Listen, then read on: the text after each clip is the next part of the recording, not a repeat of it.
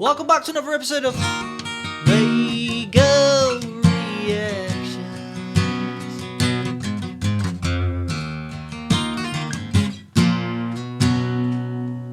How is everybody doing? On today's episode, we've got a special one because one of our legendary subscribers by the name of Susan has suggested that I react to You and Your Friend on the Night in 1993. Do you know what's good about you guys?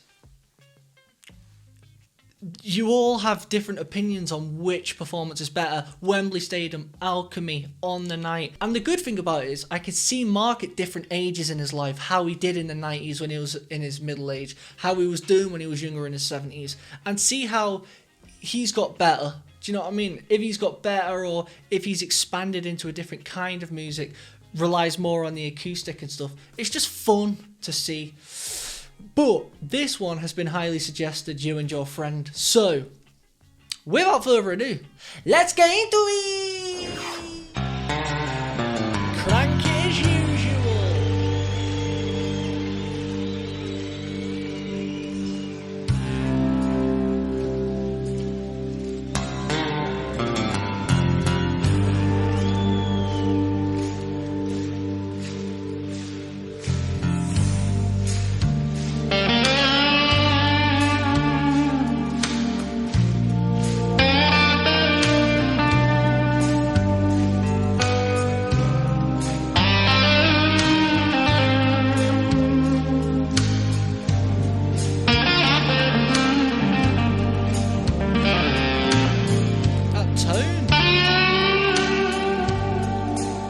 More distorted than usual.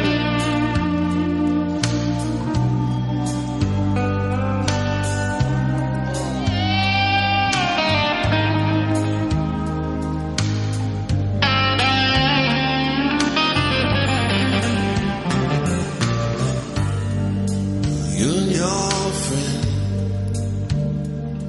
come around.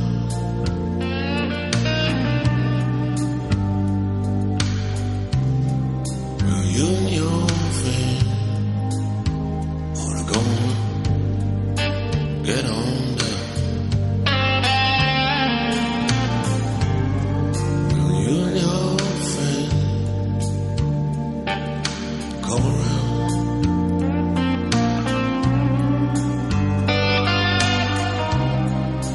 You and your friend gonna let me down.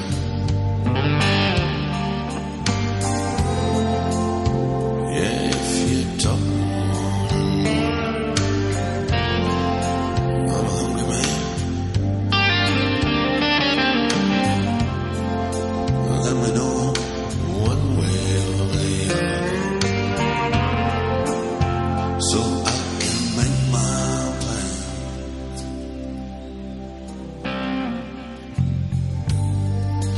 You and your friend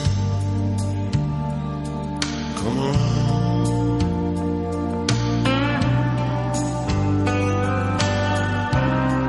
Oh, you and your friend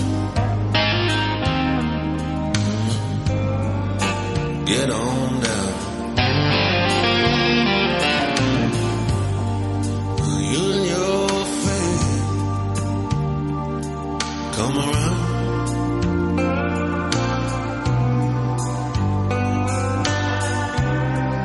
So you and your friend gonna let me down.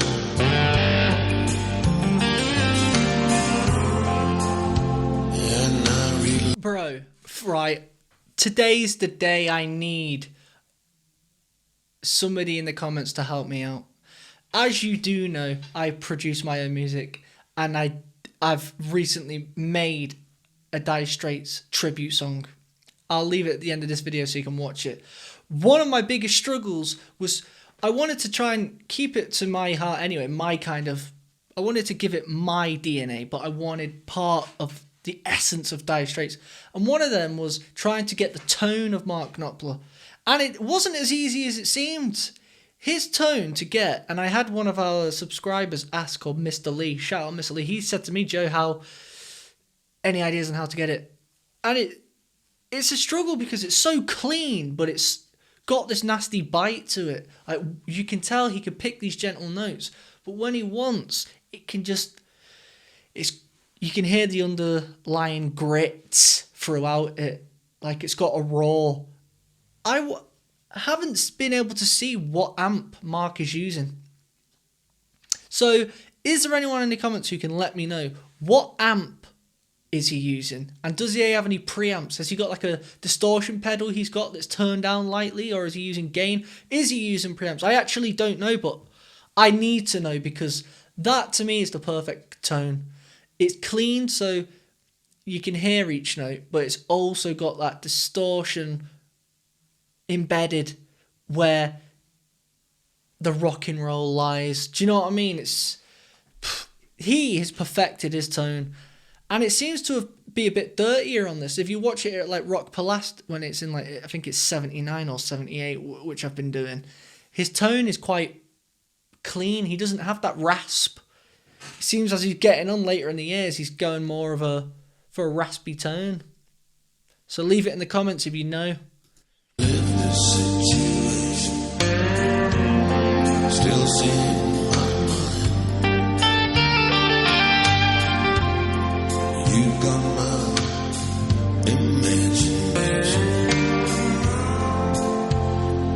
working overtime.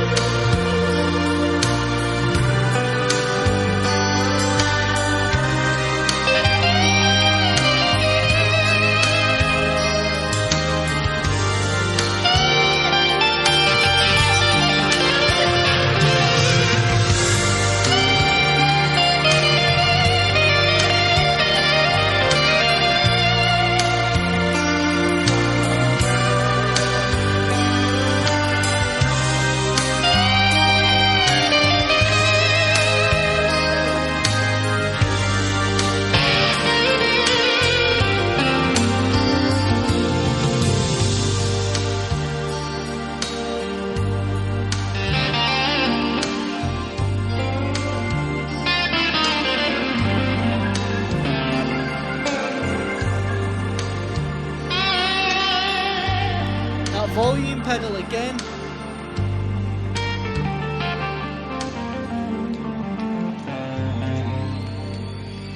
Look at that. Look, this is what I was touching on, yeah. Look at how delicately he plays those last few notes, and the tone of his guitar changes. It's not the actual guitar doing it. It's not the amp. It's his fingers. You can create tone in your fingers believe it or not. The harder you press, the more that grit's going to come out. Look how gently he plays them, and all of a sudden the guitar sounds like he's playing a different guitar. Proper clean. Do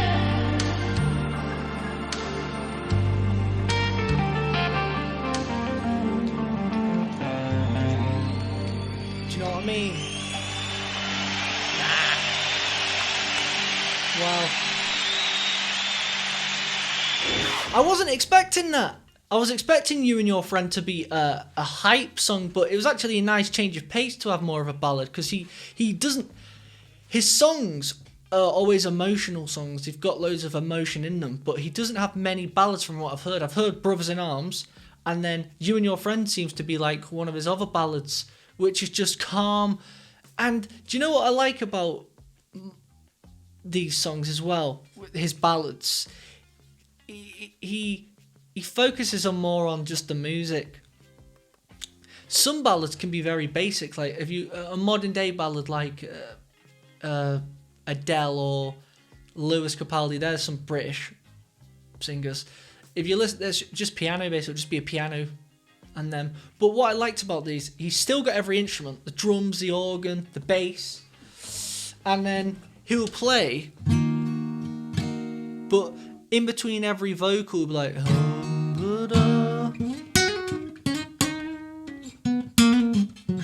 I know I noticed your face. Do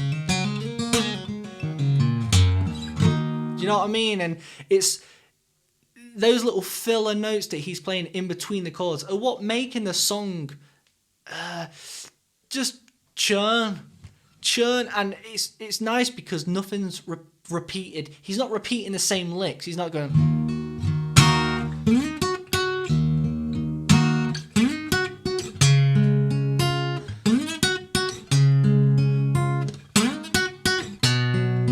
He's not going back to the same thing. He's constantly keeping it new.